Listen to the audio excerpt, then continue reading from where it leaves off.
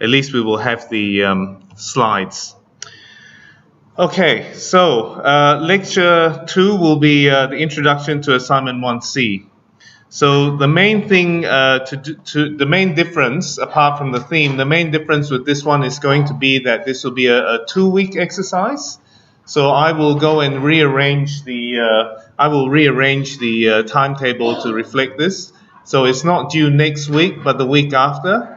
And this will give you all an opportunity to talk to your tutors, to consult with your tutors about your ideas. So now that you guys are in the rhythm of making a model week, what I would suggest to you is that you make a model. You have a go at the theme and make the model for next week. Bring the model in and talk to your tutors so that you can get some feedback on it, and then go back and develop the model based on the feedback. Okay, so the third conceptual model is to be based on aspects of the internal or external circulation of public buildings.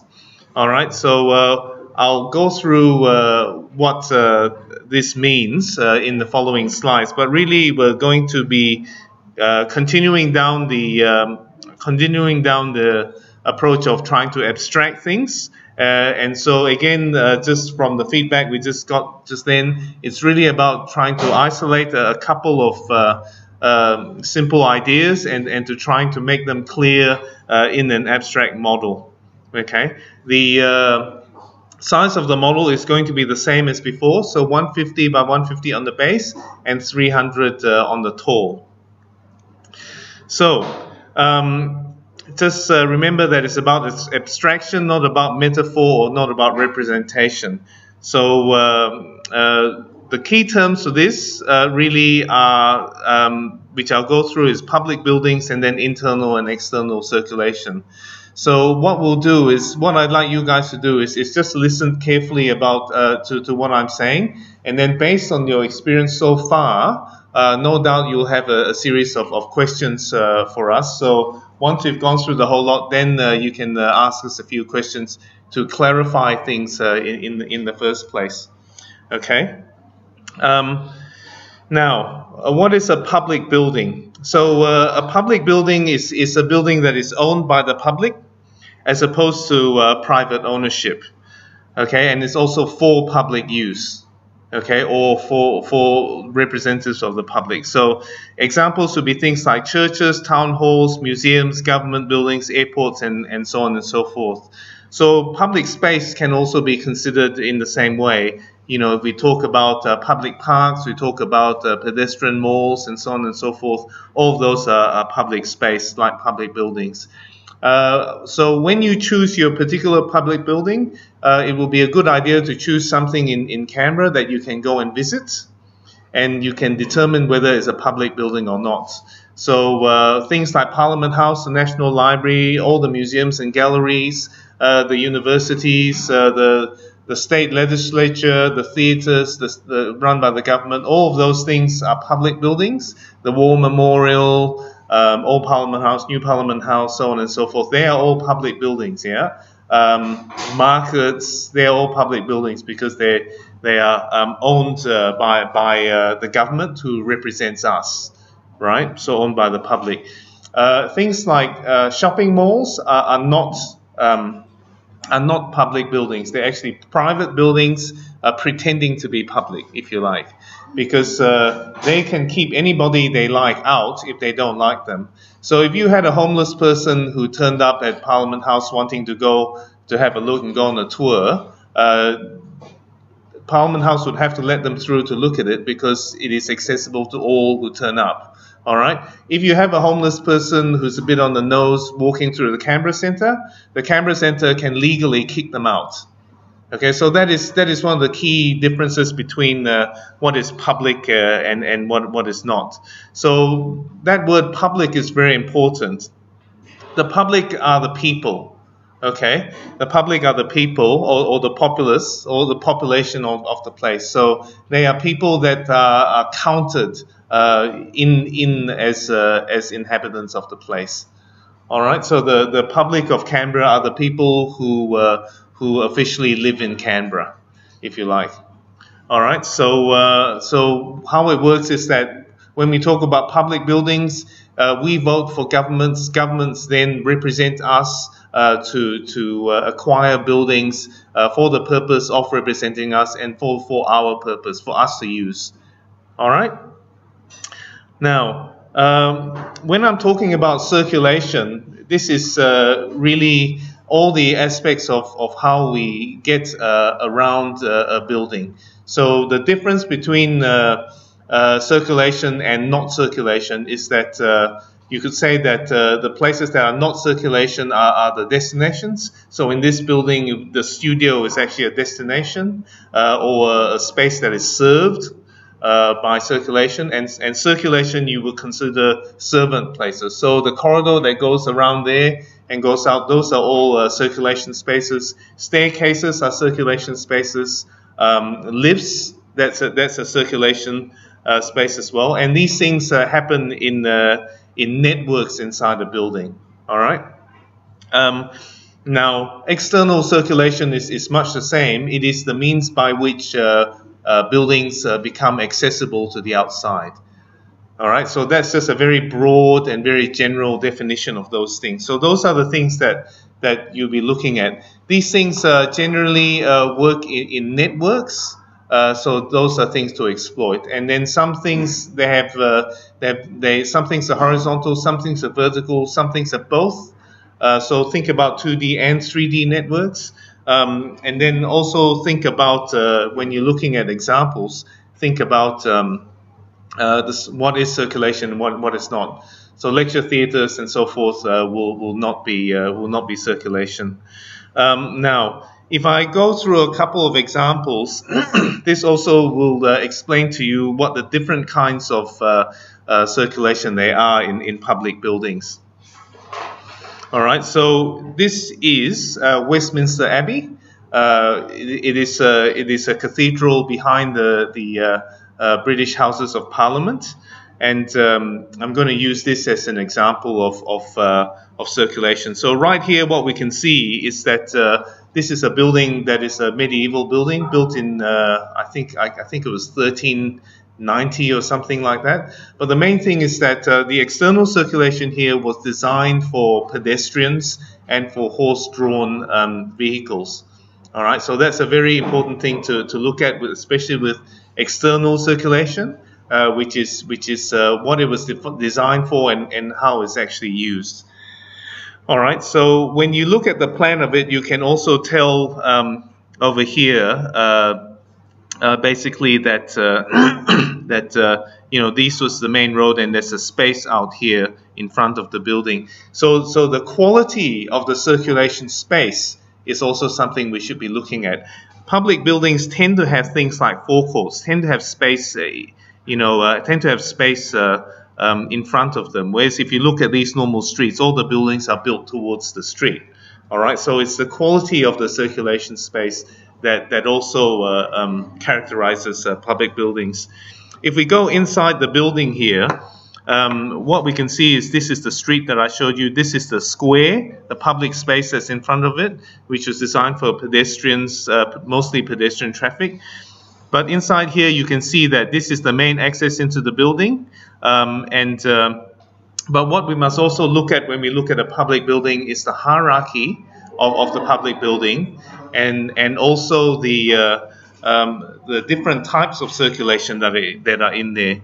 So in terms of Westminster Abbey, Gothic cathedrals used to be like town halls because essentially the churches used to run the government, used to be the government or the ruling body. So really this place in here was the place for the public, and this kind of space in the Gothic cathedral was almost like a market. It would always be full of people who would use the space as a place of shelter, as a place of getting together, this space in here.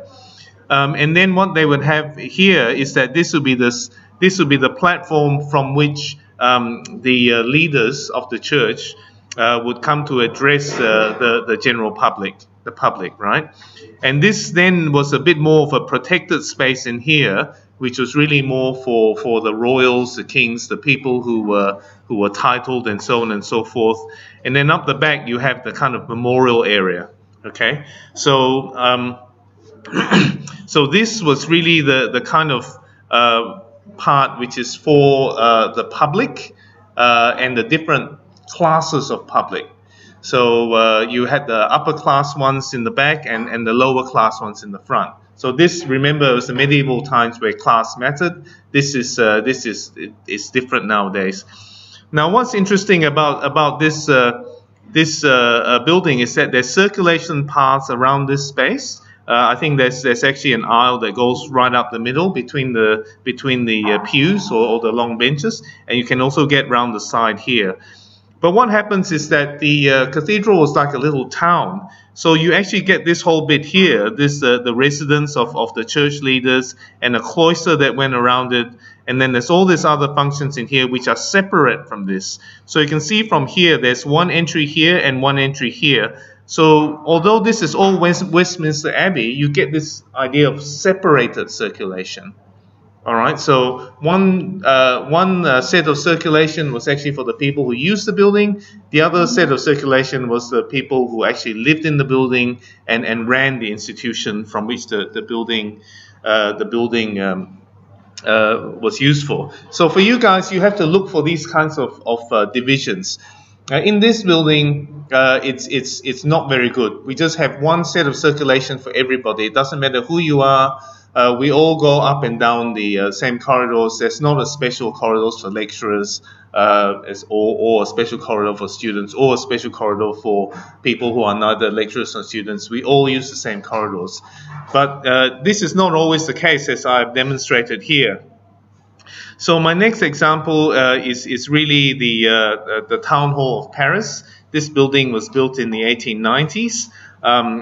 And what I want to demonstrate here really is the idea of the forecourt or this large space in the front, which is a big circulation space. Again, it was a space that was pedestrian and for the few people who could afford a horse and cart. So it related to them in that way.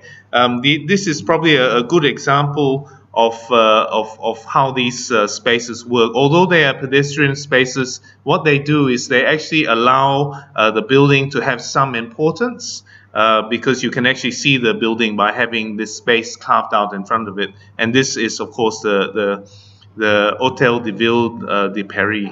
And you can see with the rest of Paris, it's actually very tight. There's no spaces in front of the building. So the quality of the infrastructure is quite different.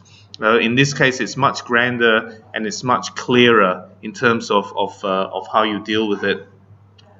Generally, with these kinds of buildings also, there is what you call the ceremonial, the public entrance, which comes off this big courtyard, but it also has a number of other entrances which come up the back. So you can imagine in something like a town hall, which often contain things like police stations, legal courts, and the like, you need to have separate types of circulation just to protect the privacy and to facilitate the everyday workings of the place. Okay, so these things start to be segregated in this kind of building.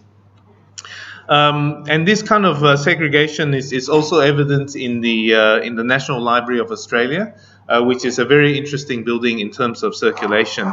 It's interesting because it is something that is built in Canberra. We have to remember that Canberra was built for the car, not for the pedestrian. So the circulation then has a different relationship to the transport infrastructure. Everything is much bigger. This is the lake here. You can see this is Commonwealth Avenue. So you drive down this street here and then into here, and then from here you turn into here, and then there's this ceremonial drop-off point here. So this has changed. All right, this is no longer the pedestrian type of access, and it's really more something that's catered towards the car. But you can also imagine things like libraries. You can see it in our own library. There's a staff section, and then there's a public section.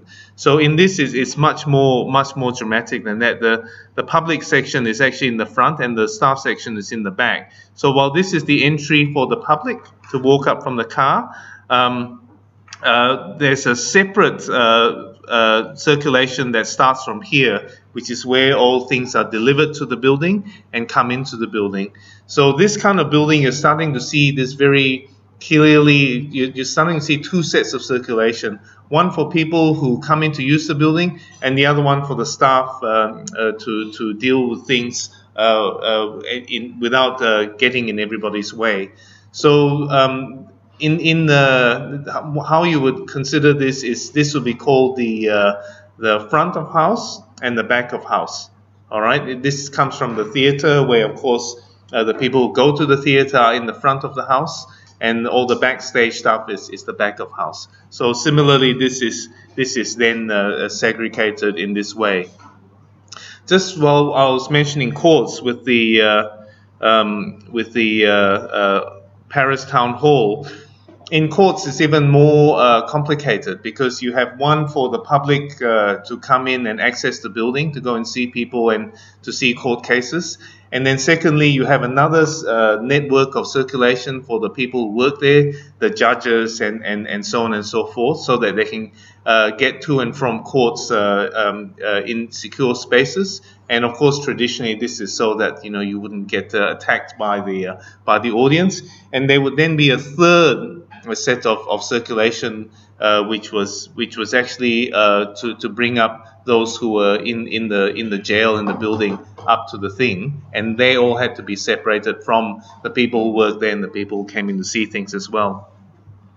Okay, so I guess the ultimate of that is really Parliament House, and what we see here is again this big sort of car drop-off. Again, here we have an infrastructure that is an external circulation that is really for the car, and it's not you get off here and then you actually walk in here. So what's interesting about this building is that you come in here and all of this is accessible, including the House of Representatives there and the Senate there. So this bit here is all accessible to the public. But that's it, you see. So really, what else you have here is you actually also have the entry to the Senate here. So this is where the senators turn up to work, and where you have all the TV cameras in the morning to get their comment.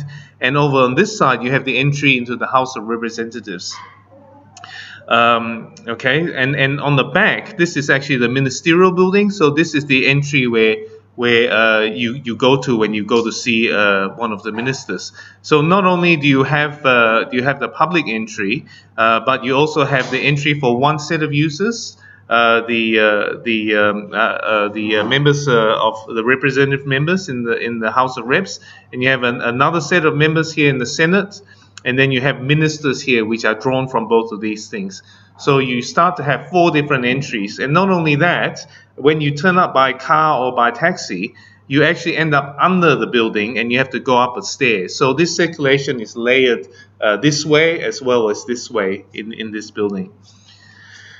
Okay, so that was my little spiel as to what circulation is in public buildings. So what I'd like you guys to do is to go and choose a public building, preferably in Canberra, and then to determine and to go there and experience it, and to determine what the circulation, how the circulation works, whether there's one set of circulation, 2 sets of circulations, and so on and so forth. And the way you tell that is not only by walking around inside the building, but also walking around the outside of the building to see, how many no entry authorized persons only signs you see on the doors. And also what you can do is in the emergency exits, there's always a plan of the building to show how to get in and out of the building. So that's your way of easily accessing drawings to the building. All right. I'm going to leave it to you guys to choose the building that you choose. But please make sure it's a public building, and I'm just going to advise you that it's better if you can actually go to the building to check it out rather than something that you're only going to find online. So what you then need to do is you then need to make a conceptual model either of the external circulation and how it feeds the building. So we're talking about networks of streets and bus lines and footpaths, bicycle paths and the like. We're also talking about internal circulations, like I've talked about, and how they separate from each other. And then, of course, you can also look at the interface between the external and the internal. Might the internal circulation actually bleed out to the outside? How does the external circulation actually bleed into the inside? And what is that interface? What is a concept that you can deal with there that you can abstract into a model? Yeah. So don't only look at how the circulation negotiates with each other, but also look at the interfaces between those two, where they meet, right? And also how they don't meet. Okay. Before I open it for questions, any comments from the tutors? I think I love circulation diagrams. So there's a couple of, so once you've picked your, obviously John's been through a few different types of circulation, but just to, I guess, list some considerations of maybe, so you've got the different types, literally the different types of circulation. So you're talking pedestrian, vehicular, bicycle, whatever, that'll be more relevant to exterior circulation. But there's other things that you can look at, even if it's just one type of circulation. So we're just talking about pedestrian. So you've got the idea of thresholds, so real versus perceived thresholds. So at what point along that circulatory path do you cross thresholds, and could you make models based on that being the thing that you explore? You've got the idea of outlook. So, you know, sometimes you've got this kind of very enclosed circulatory path with an outlook at the end. Sometimes you've got outlook, you might choose to focus on outlook along the circulatory path. You've got the idea of movement versus pause. You've got hierarchy, which John spoke about. So hierarchy could be literally through scale, so wider roads versus narrower roads, but you can also get notions of hierarchy through their position within a building. Are they a central axis? Are they off-centre? You've got the idea of density, so how many people use it. You might have narrower paths but that are way more populated than the wider paths, which often happens, so you can explore hierarchy through density, or you can look at hierarchy through, or I guess distinguishing circulation through the notion of temporal movement. So is it a fast movement, is it a slow movement? And how in one model would you distinguish between those two types of movements? So very direct, you're just going somewhere, versus a more meandering pace. And then on that, you've got the idea of direct circulation, where you're told where you have to go, versus a meandering kind of circulatory path where you choose, and along the way other people join you. It's porous, you can come in and out of that circulatory path very easily. So you would only want to take one or two of those notions, but they give you something else to explore other than just direction and movement. All these other things about pace, pause, hierarchy, thresholds, that's all part of circulation.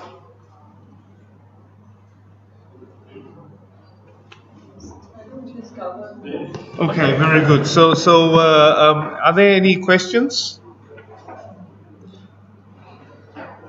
I mean, if you guys are thinking about things to, focus on, I mean, it's not only quantity, but it's also quality. So this is just what Erin just said there. It's not only about moving through, but how things actually move through space. So, have we got any questions or any comments? All right. So I think we'll let's finish it there. But one thing. So for next week, what you need to do is you need to come with the public building that you're going to make an abstract model of, the circulation of, and also maybe have a go at the abstract model just in a draft form, so that we can start to see the kinds of ideas that you are exploring.